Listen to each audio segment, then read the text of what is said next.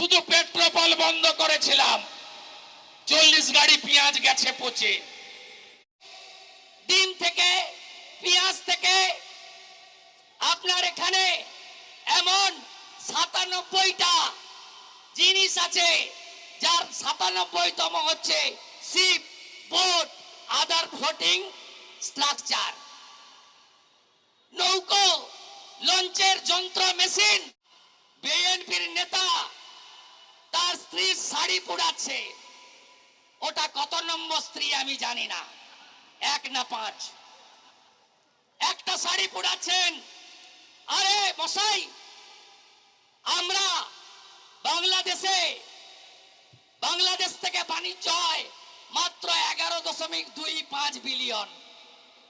আপনারা আছেন অনেক পিছনে, 10-এর পরে। আমাদের অর্থনীতি আপনাদের উপর নির্ভর করে না। আর আমরা কি পাঠাই? কটন পাঠাই।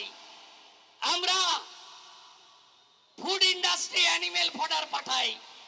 আমরা এডিবল ভেজিটেবল পাঠাই।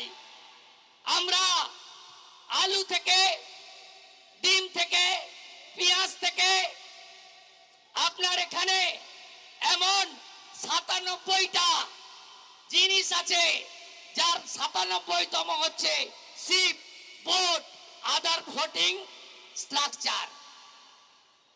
নৌকো, লঞ্চের যন্ত্র, মেশিন, ওটাও ভারত দেয়।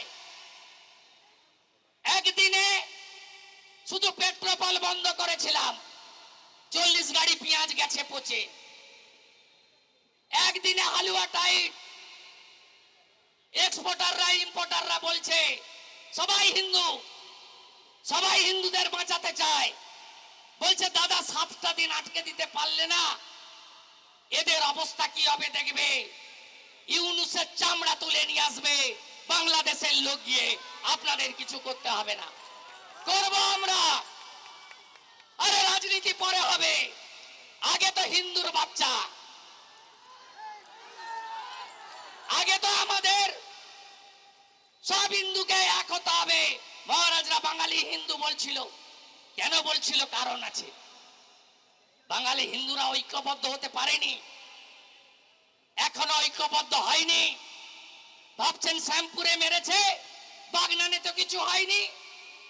বাউড়িয়ায় ঢিল মেরেছে, উলবেড়িয়ায় তো কিছু হয়নি।